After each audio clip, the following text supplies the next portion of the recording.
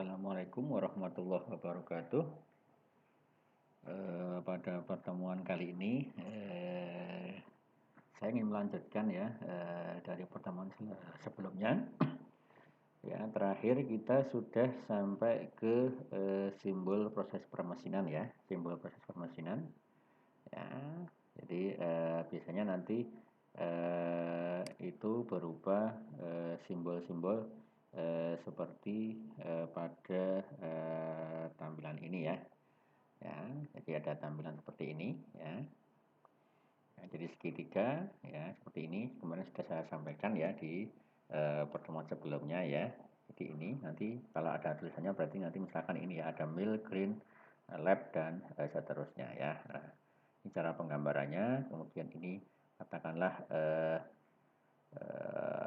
permukaan atau material ekstra ya. Artinya sebelum diproses permesinan itu adalah yang bentuk gelombang ini ya seolah-olah seperti itu. Kemudian ketika sudah diproses permesinan nanti hasilnya seperti ini gitu ya, rata gini.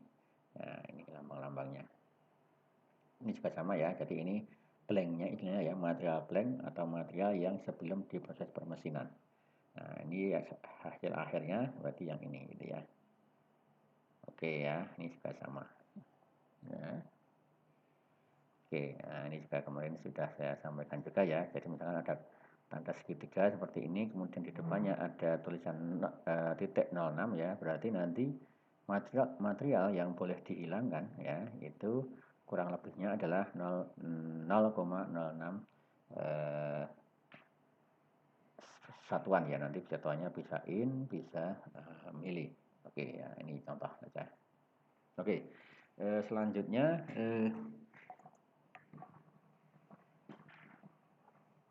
yang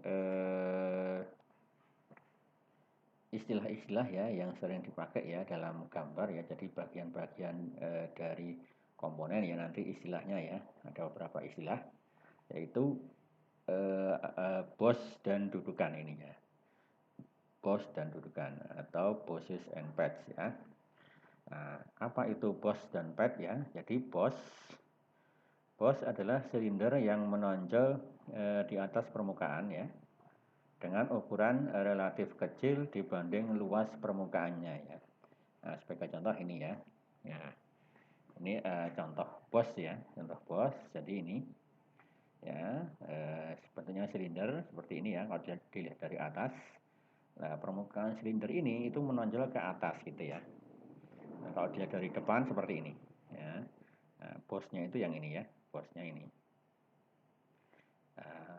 Base-nya itu adalah dasarnya ya, jadi tempat di mana bos itu nempel gitu ya. Seperti ini. Nah, biasanya bos itu nanti ada proses permesinan ya, biar nanti permukaannya lebih rata gitu ya. Nah, ini proses permesinan. Kemudian yang bawah juga proses permesinan gitu ya. Untuk yang ini berarti tidak ada proses permesinan. Nah, oke. Nah, kemudian pads ya, pads nanti hampir sama dengan bos ya, dengan bentuk sembarang ya, kecuali bulat. Jadi kalau bulat namanya bos, tapi kalau bentuknya tidak bulat itu namanya adalah pad ini ya, pads. Pads ini ya atau bos dan pad ini umum dijumpai ya, pada komponen cetakan ya atau casting. Jadi biasanya setelah mengalami proses pengecoran itu komponen biar presisi dilakukan proses permesinan. Gitu ya, permesinan ya. Umum dijumpai pada komponen cetakan ya atau casting untuk memberikan celah atau sebagai penguat daerah sekitarnya ya. Jadi ini biasanya bos atau pad itu berfungsi sebagai penguat ya di daerah sekitarnya ya, atau sebagai tempat dudukan itu ya. Ini sebagai dudukan ya. Jadi untuk mendudukkan komponen pasangannya gitu ya. Nah, bos dan pad ini juga istilahnya bisa meminimalkan proses machining yang dibutuhkan ya. Jadi misalkan tanpa pad atau tanpa bos biasanya nanti yang di machining ya semuanya gitu ya. Tapi dengan adanya ini maka cukup sebagian saja ditonjolkan ke atas kemudian baru diproses machining ya, entah bubut atau face atau milling. Oke ya, kemudian istilah-istilah lain ya nanti yang mungkin sering dijumpai ya dalam gambar mesin ya, itu adalah chamfer, undercut, kemudian taper ya, dan NUR ya, NUR. Oke ya, kita bahas satu persatu ya, apa itu chamfer ya. Jadi chamfer adalah potongan menyudut pada ujung poros atau ujung lubang ya. Jadi potongan menyudut pada ujung poros atau ujung lubang ya. Nah, sebagai contoh chamfer itu ya, kalau di gambar ya itu adalah yang ini ya. Nah ini ya ujung porosnya. Jadi ini misalkan lubangnya yang diarsir ini ya, satu benda, kemudian ujung porosnya ini akan masuk ke lubang ya. Jadi ujungnya ini adalah disebut ya bentuk miring ini ya.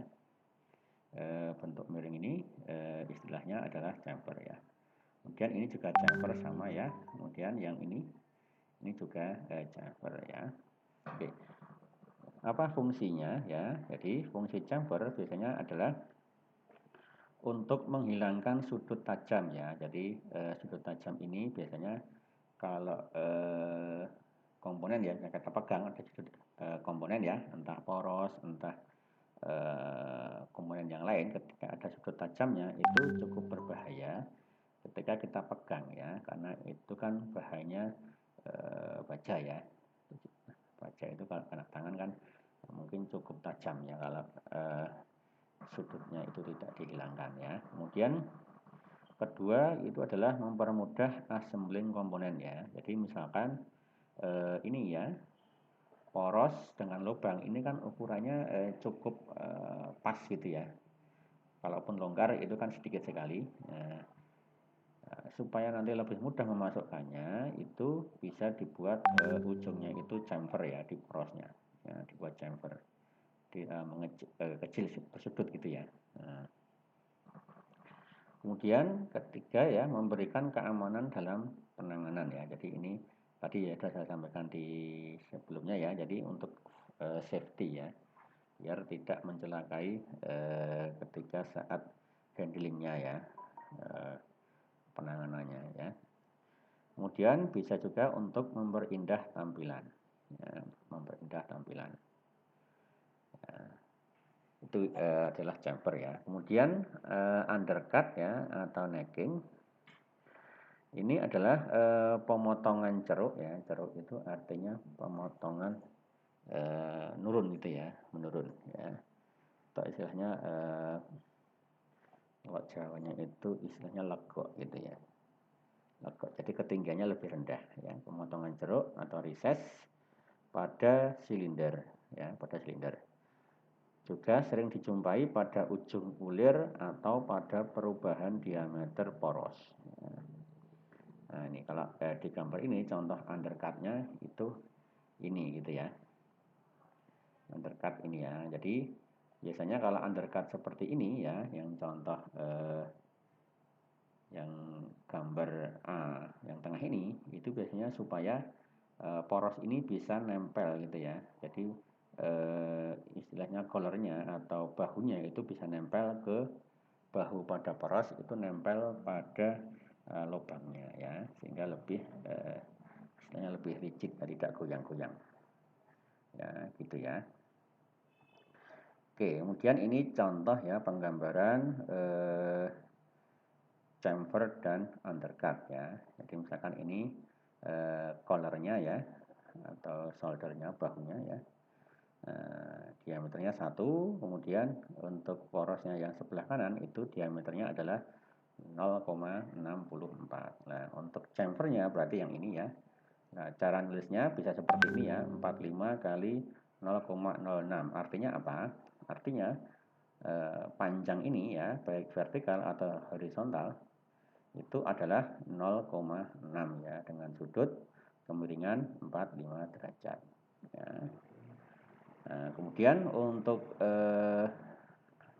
undercutnya ya atau neckingnya bisa seperti ini ya. Nah, ini lebarnya dulu ya 0,06 ya.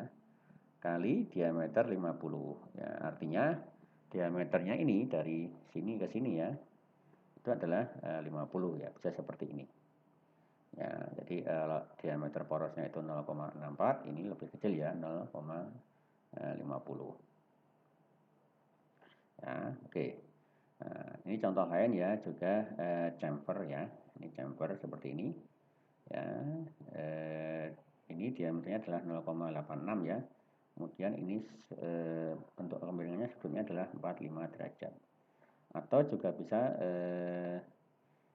selain seperti ini ya, cara lain ya. Ini misalkan sudutnya adalah 30 derajat ya. Ini panjangnya 10. Nah, yang ini berarti kan menyesuaikan aja ya. Ini 30, ini 0,10 ya. Kemudian undercut juga bisa dalam bentuk radius ya. Seperti ini. Nah, undercut. Nah, ini misalkan R-nya 0,06, kemudian diameternya adalah 0,50 ya. Ini ya hampir mirip dengan yang atasnya ini ya. Nah, kalau ini kotak persegi ya, kalau ini adalah bentuk radius.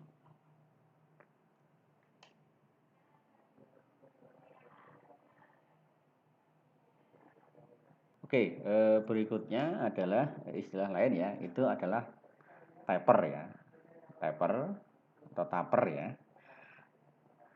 yaitu penambahan ya. Taper ya, taper adalah penambahan atau pengurangan ukuran secara bertahap dan seragam ya, uniform ya, bertahap dan seragam pada sepanjang komponen ya. Jadi misalkan ini ya, contoh taper ya. Misalkan dari diameter 1 ini ya, kemudian ini akan mengecil ya. Nah, mengecilnya ini tidak bertingkat ya, tapi seragam sama gitu ya. Sama gitu ya, seragam. Ya, dengan ukurannya adalah ini ya, 1:5 ya. Artinya ketika ini ukurannya itu berkurang 1, maka yang ini ya, ini manjangnya adalah 5 kalinya gitu ya. Jadi misalkan ini turun 1, maka misalkan ini ya diameternya ini turunnya 1 ya ke bawah, maka ini sudah nambah 5 kalinya gitu ya. Sesuai dengan satuannya apa gitu ya, 1:5 ya kemiringannya. Nah, kalau yang ini juga sama ya. Ini misalkan ya, ini 1, kemudian yang ini adalah 0,6 ya. Kemudian panjang kemiringannya adalah 1,6. Nah, berapa tapernya ini ya? Berarti 1 ya, 1 ini ya, 1 ini dikurangi 0,6 ya, yang diameter kecilnya, dibagi panjang total kemiringan 1,6. Berarti nanti perbandingannya adalah 1:4 ya. Bisa juga nanti taper itu adalah menggunakan ukuran sudut ya, sudut kemiringan. Nah, ini adalah 4 derajat ya, seperti ini ya. Nah, ini taper namanya. Nah, kemudian ada juga jenis taper tapi dia hanya satu sisi ya.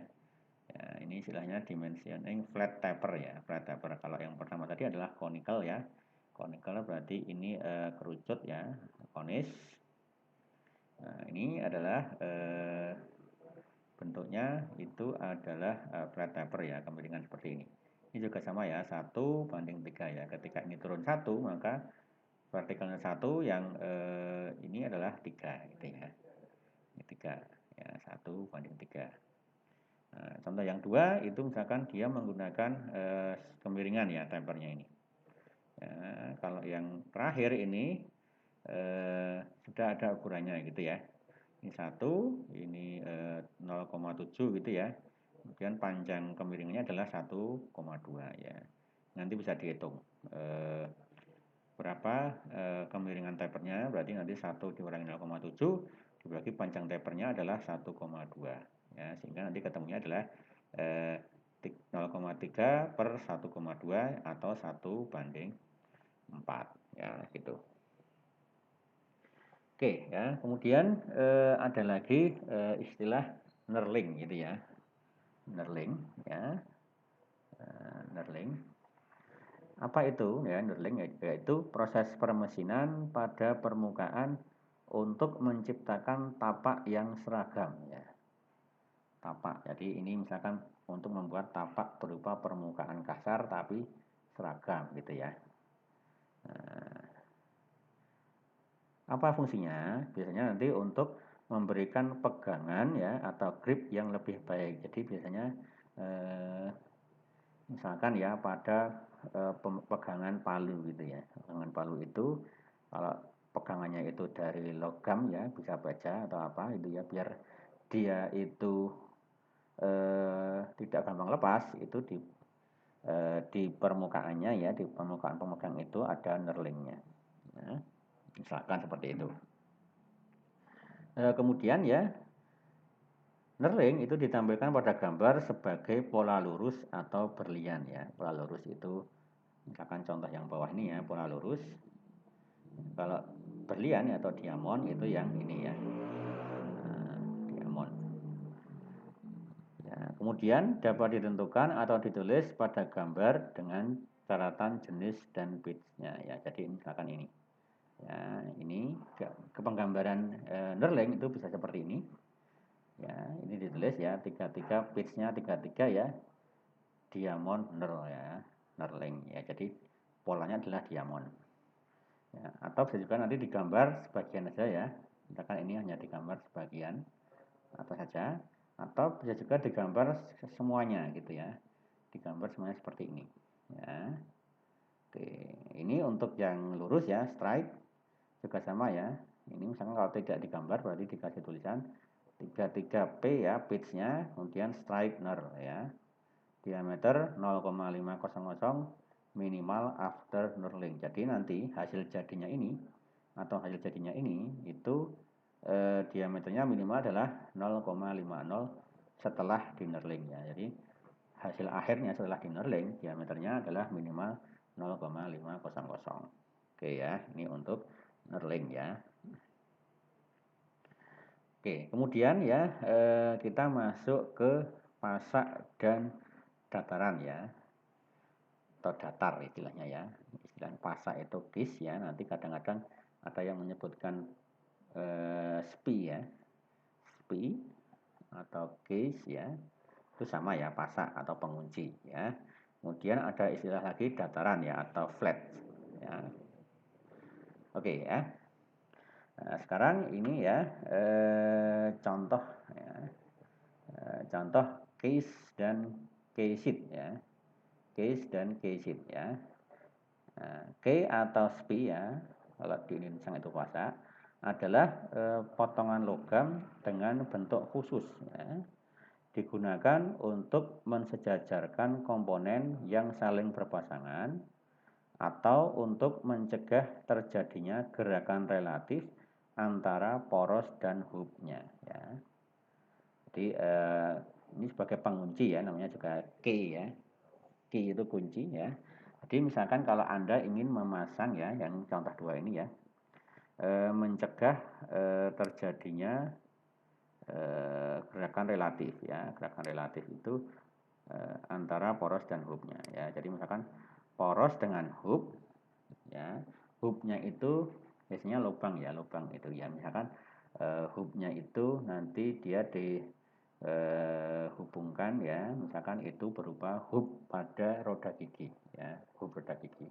Jadi ada poros, ada roda gigi ya. Ketika dipasangkan, maka antara hub dengan porosnya ya, jadi hub roda gigi dengan porosnya atau roda gigi dengan porosnya itu terkunci gitu ya, sehingga tidak ada gerakan relatif ya, gerakan slip antara poros dengan roda giginya ya, sehingga itu dikunci dengan pasak ya, dengan pasak. Itu istilahnya adalah key ya atau spi ya. Nah, ini ya type of key-nya ini ya. Kemudian kalau key sheet atau keyway itu adalah lubang atau celah untuk menempatkan key ya. Ya, key sheet atau keyway ya. Jadi tempatnya key itu namanya key sheet atau keyway ya. Nah, lubang ini dipotong di antara komponen yang berpasangan ya. Jadi biasanya kalau key sheet itu lubang di porosnya, kalau keyway itu lubang di hubnya ya, di hubnya ya, atau di istilahnya pasangan dari poros itu gitu ya. Oke ya, ini contoh ya, type of key ya. Type of key itu ada square ya, persegi, flat ini juga ya, rata ya, artinya kalau square itu lebar sama tingginya sama ya. Lebar sama tinggi sama. Kalau flat itu berbeda ya, lebar lebih besar dibanding tingginya ya. Kotak juga sama-sama kotak. Nah, kalau woodruff ya, woodruff itu bentuknya setengah lingkaran ya, setengah silinder lah ya, setengah silinder. Oke ya, kemudian ini contoh assembly ya, atau pemasangannya ya antara key, shaft dan hook-nya ya. Oke, ini contohnya ya, misalkan ini key-nya ini ya, key-nya ini, kemudian ini porosnya yang ini ya, porosnya, kemudian ini hook-nya yang di atas ini ya. Ini bisa seperti ini, atau bisa juga seperti ini ya. Kalau flat berarti dia kan rata ya, jadi dia lebih istilahnya dangkal gitu ya, dangkal ya. Nah, seperti ini. Nah, yang garis putus-putus ini itu adalah key sheet-nya ya, key sheet-nya ya. Nah, garis putus adalah key sheet-nya, ini juga key sheet-nya, dan ini juga sama ya, putus ini. Nah, ini bentuknya setengah lingkaran ya. Nah, kemudian key sheet, nah, kalau digambar seperti ini ya. Nah, bentuknya ini key sheet ya. Ini untuk menggambarkan yang ini ya. Nah, ini juga sama ya. Ini key sheet-nya bentuknya adalah woodruff ya. Nah, kalau keyway berarti ini lubang di hook-nya ya, bagian atas. Nah, di ini nanti ini pasangnya di sini gitu ya, pasangannya porosnya gitu ya. Nah, gitu. Nah, ini juga sama ya, woodruff. Kalau woodruff-nya ini kan kalau di keyway-nya kan sama aja dengan yang lain, karena ini posisinya kan di sini ya. Yang berbeda nanti di key sheet-nya ya, key sheet-nya berbeda. Oke, itu ya, key dan key sheet ya. Nah, ini contoh ya, ini contoh pemberian dimensi pada keyway dan key sheet ya. Nah, keyway berarti ini posisi di hook-nya ya, jadi lubangnya ini. Ini lubang, ini hook-nya ya. Nah, untuk pemberian dimensi boleh seperti ini ya. Berarti ini artinya itu ada toleransinya gitu ya. Ini adalah batas atas ya, batas atas. Yang ini itu adalah batas bawahnya ya, batas bawah seperti ini. Ini juga sama ya. Nah, ini atas, ini bawah ya, karena ini sudah menggunakan toleransi ya. Nah, kemudian ini keyway ya. Kemudian kalau key sheet-nya ya, ini di porosnya ya, di ini poros. Kalau ini adalah hook ya, hook itu yang poros nanti akan masuk di sini gitu ya. Ini juga sama ya, pemberian ukuran boleh seperti ini ya, ini toleransi ya. Ini adalah toleransi ya, ini juga sama, toleransi, toleransinya ya. Nah, oke, ini cara penulisan ya, penulisan dimensi pada KIS dan KISIT ya. Oke ya, kemudian satu lagi ya, itu flat ya, flat atau dataran ya, datar adalah potongan rata ya pada permukaan bulat atau kasar ya, seperti pada poros atau benda hasil pengecoran ya. Nah, ini misalkan pada poros ya, ini poros ya, pada poros ini ya, permukaan datar itu dipotongkan ya, pada poros ini. Nah, fungsinya apa? Biasanya nanti juga ini hampir mirip fungsinya dengan key ya, pengunci juga nanti ya, kadang-kadang ya. Jadi kadang-kadang pengunci itu bisa menggunakan pasak atau bisa menggunakan flat ini ya. Nah, contohnya ini ya, contohnya ini. Jadi ini misalkan poros dibuat datar ya sebagian, kemudian ini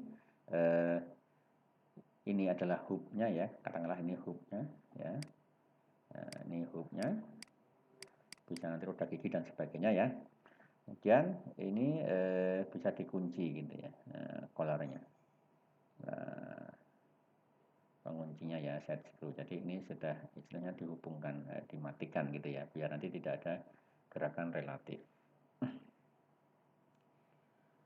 Oke ya, itu saya kira beberapa istilah ya yang sering dijumpai nanti di gambar mesin ya. Oke, selanjutnya kita coba ke latihan ya, latihan ya, latihan.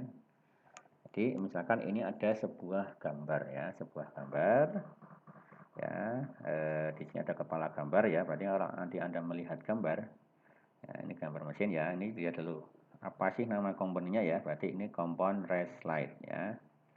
Ya, kemudian materialnya CI ya, cast iron, besi tuang ya, skalanya half ya, 1:2.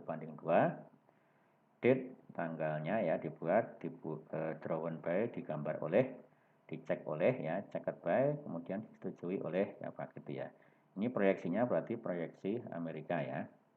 Ini nomor gambarnya ya, D17, kemudian ini nomor komponennya.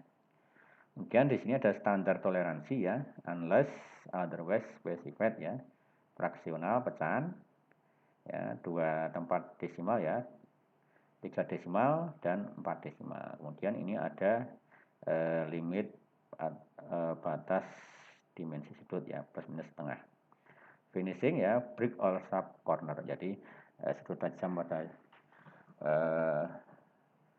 pada ujung-ujung dihilangkan ya. Oke, di sini ada ref description ya, berarti di sini kosong semua sehingga tidak ada revisi pada gambar ini ya. Dari gambar sebelumnya ya. Jadi tidak ada revisi. Oke, kemudian di sini note ya, catatan all fillet and round radiusnya 0,12 ya. Oke. Kemudian ya di sini ya, Anda lihat ini pandangan, sebenarnya ini agak salah ya gambarnya ya. Gambarnya ini harusnya agak naik gitu ya, agak naik. Ini posisinya agak turun ya harusnya ya. Kurang tepat ya, kurang tepat. Oke.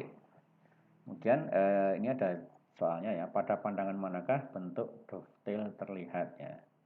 Dovetail ya, kemarin sudah saya sampaikan ya, jadi ada T-slot dan dovetail ya. Jadi dovetail seperti ini ya. Jadi ini pandangan apa gitu ya. Ini pandangan samping ya. Samping kanan. Ya, ini depannya ini ya. Ini adalah atas gitu ya. Jadi jelas nomor 1 itu jawabannya. Dovetail berarti pandangan samping kanan ya. Jadi ini profil dovetail. Kemudian pandangan manakah bentuk T-slot ya. T-slot terlihat ini ya. T-slot berarti ini. Ya, ini bentuk T ya. Nah, berarti ini adalah pandangan depan. Kemudian berapakah jumlah round pada pandangan atasnya? Round. Round itu berarti posisinya di luar ini ya. Jadi nanti jumlah roundnya adalah 1, 2, 3, 4, 5, 6 ya. Jadi ada 6 buah round. Ya, ada 6 buah round ya. Ada 6 ya. Ya. Kemudian pada pandangan manakah fillet terlihat? Nah, fillet terlihat itu hanya di pandangan depan ya, ini ya. Ya kalau ini kan round ya. Ini round, yang ini adalah fillet ya. Nah, ini fillet ya, itu pandangan depan. Ya. Garis apakah pada pandangan atas yang mewakili permukaan R di pandangan sampingnya? R ini ya, ini ya, berarti ini kalau dilihat dari atas itu diwakili oleh garis D ya, garis D. D gitu ya. Kemudian nomor 6, garis apakah pada pandangan atas yang mewakili permukaan L di pandangan sampingnya? L. L berarti ini kan sebenarnya yang ini ya. L berarti garis M. Kemudian nomor 7, garis apakah pada pandangan samping yang mewakili permukaan A di pandangan atasnya? A. A, berarti nanti kalau dilihat dari samping itu berupa garis. Jadi garis apa? Garis T. Ya, T. Kemudian berapakah jarak dari dasar slide ke garis J ya? Dasar slide ini ya ke garis J. Nah, garis J. Berarti nanti ini ya. Ini berarti nanti kalau dilihat ini kan garis putus-putusnya itu adalah garis putus-putus dovetail ini ya. Berarti nanti ukurannya ini. 0,625 ya. Kemudian berapakah lebar bukaan dovetail? Nah, lebar bukanya ini. Ya, 2, 5. 10 ya. Dua garis apa sajakah pada pandangan atas yang menunjukkan bukaan dovetail ya, dari atas. Nah, ini dari atas berarti kan ada 4 garis yang tidak kelihatan ya. 1, 2, 3, 4 ya. Berarti yang mana? Yang dalam ya. Berarti B dan C. Ya, berarti ini B dan C. Kemudian pada pandangan samping, berapakah jarak tepi kiri bawah dovetail ke bagian sisi kiri ya? Nah, nomor 11 ya. Pada pandangan samping, ya, berapakah jarak tepi kiri bawah dovetail ke bagian sisi kiri? Jadi ini, ya, Y ini, ya, jadi Y. Ya, jadi dihitung. Ini sama dengan Y. Ya, biasanya ini hampir sama dengan ini ya. Nomor 12 ini sama ya, Y juga ya, jadi sama. Ya. Oke. Kemudian berapakah jarak vertikal ya dari permukaan yang mewakili garis Q ke permukaan yang mewakili garis T, Q dan T. Nah ini ya, Q dan T. Ya. Q berarti garis yang putus-putus ini ya, T berarti yang ini ya. Nah, nanti bisa dilihat di pandangan depannya gitu ya. Nanti Anda cek mana itu, berapa jaraknya. Ya, nanti jaraknya yang ini ya, kan yang dalam ya. Putus-putus ini berarti kalau yang atas berarti yang ini ya. Yang bawah putus-putus ini berarti yang ini ya. Ini kan agak di atas sedikit ya. Nah, berarti ini setengah tambah setengah ya. Jadi jawabnya di 1. Kemudian dimensi manakah yang menunjukkan jarak antara garis F dan G? F dan G ya. Ini F kemudian G. Berarti ini kalau Anda tarik ke bawah berarti ini ya. Nah, berarti dimensinya adalah 2,06. Ya, 2,06. Kemudian berapakah panjang keseluruhan T-slot? Panjangnya berarti T-slot. Nah, ke sana. Nah, ke sana. Berarti jawabannya adalah 4,5 ya. Nah, kan ke sana ini ya. T-slot berarti kan yang ini T-slot kan sini ya. Nah, panjangnya ini berapa? 4,5. Nah, berapakah lebar bagian bawah T-slot? Ya, nah ini bagian bawah ini T ya, berarti 3,13. Ya.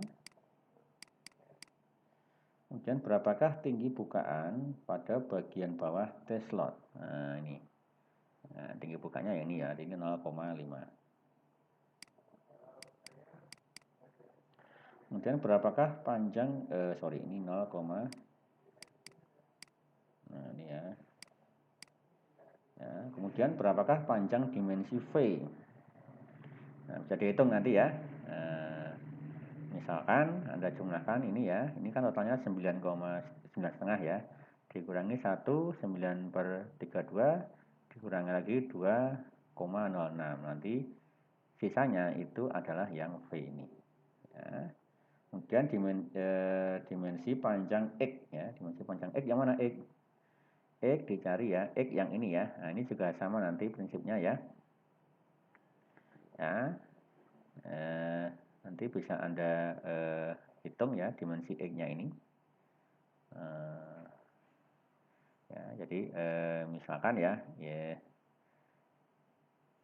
ini totalnya sekian gitu ya, sekian. Kemudian ini ya, ini sekian ya. Nah, nanti bisa dikurangi ya X-nya ya, berapa itu panjang X-nya gitu ya. tinggal Anda hitung. Ini kanan kiri tidak sama ya, tidak sama ya. Oke ya, oke, sebenarnya tadi ada sedikit kesalahan ya.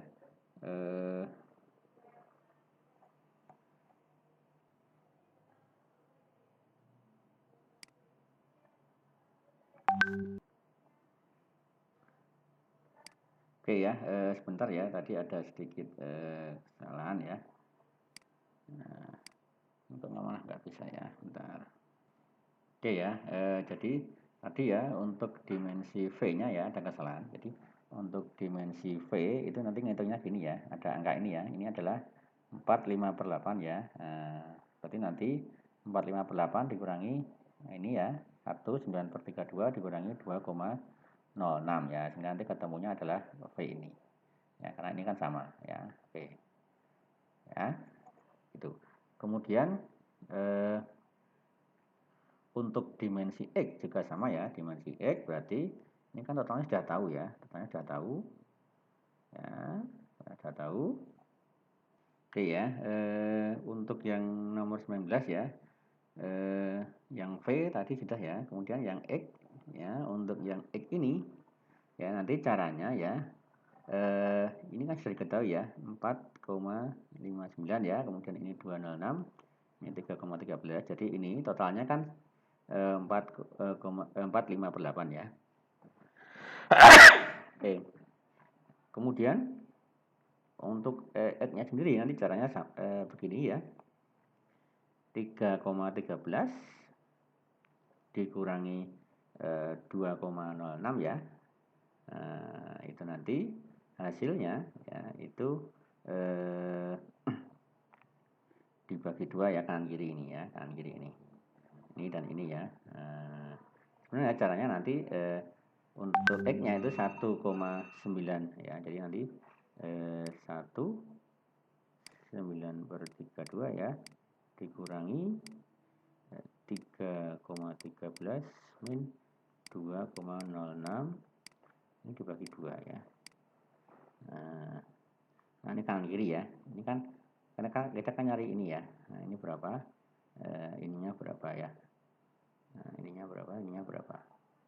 Ya, itu. Oke ya, jadi jelas ya. Jadi ini itu adalah ini ya, X itu adalah 19/32 dikurangi celah ini dah. Nah, celah ini kan berarti kan 3,13 dikurangi 2,06 bagi 2 gitu ya. Nah, itu. Oke. Kemudian nomor 20 ya. Berapakah jarak horizontal dari garis N ke garis S? N ke S ya. Kita cari N-nya mana? Jarak horizontal ya. Jadi ini N ke S ya. N ke S ya. Berarti dari sini ke sini ya. Berarti tinggal Anda hitung aja. 9,5 dikurangi 4,5/8. Oke. Berikutnya ya, ini contoh soal kedua ya. Ini gambarnya ya, masih mirip-mirip ya, shaft support block ya.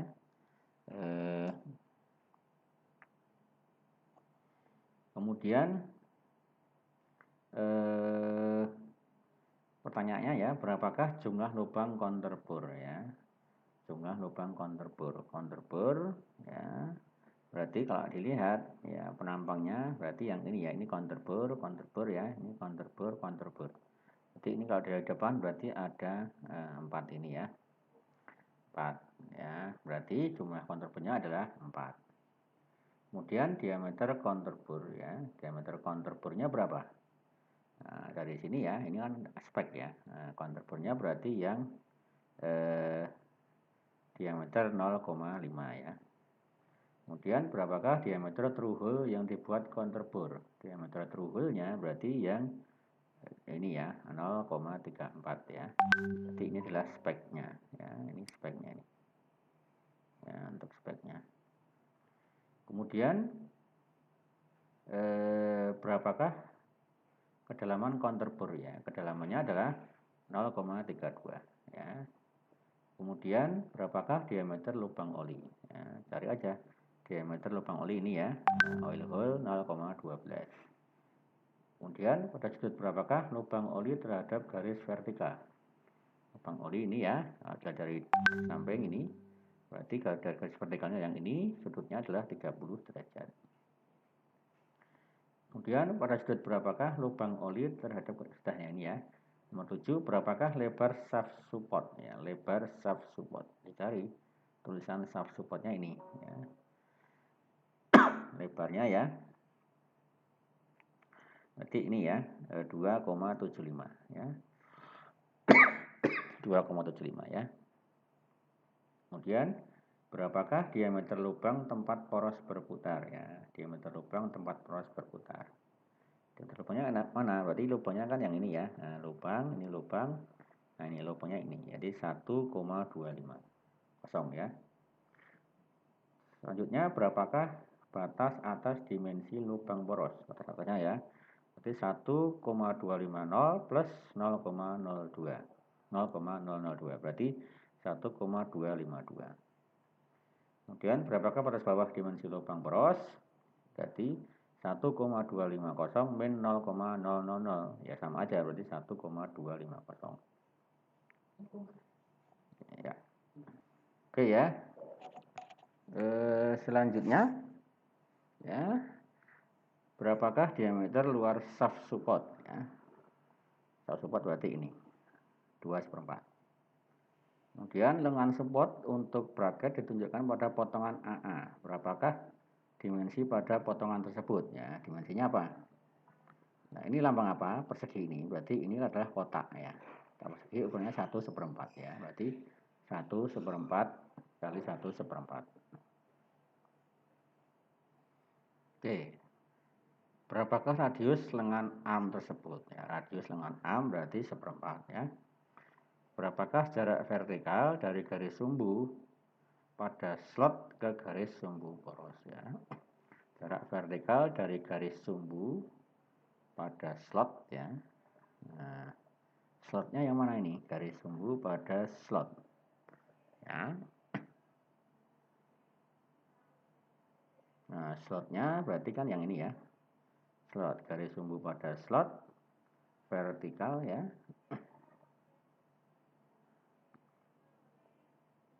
Vertikal dari garis sumbu pada slot ke garis sumbu poros. Nah, ini. Nanti ini ya jaraknya ini. Nah, ini di mana jaraknya ini? Ya. Berarti jaraknya yang ini ya. 2,250. Berapakah jarak horizontal dari permukaan akhir pada bagian belakang support ya ke garis sumbu poros ya, horizontal. Ya, dari sini ke sumbu poros berarti 3,250 ya. Kemudian berapakah jarak dari bagian atas support ke garis sumbu slot? Ya, dari sini ke ini gitu ya, nanti dihitung. Nah, ini gampang ini ngitungnya ya. Nah, garis sumbu slot. Ya. Oke, kemudian berapakah lebar slot ya? Lebar slotnya adalah 0,312. Kedalaman slot yang dipotong ke dalam support ya, berarti ini 0,187. Tentukan jarak A. Nah, dicari A-nya mana? Nah, ini gampang ya, jarak A-nya ini totalnya tahu ya, totalnya ingin tahu. Ya, kemudian ini juga sudah tahu dan ini 3. Nah, ini dibagi 2 hasilnya. Kemudian panjang shaft support telah diubah menjadi 275. Berapakah panjang shaft support sebelum dilakukan perubahan ya? Kita lihat di revisinya ya. 1, 2.75 was 3.00 ya. Nah, 275 ini sebelumnya adalah 300 ya. Berarti sebelum dilakukan perubahan itu panjangnya adalah 3,00. Oke, begitu ya. Ini beberapa contoh soal ya yang terkait dengan istilah-istilah ya yang banyak dijumpai dalam komponen mesin atau gambar mesin. Sekian. Terima kasih. Assalamualaikum warahmatullahi wabarakatuh.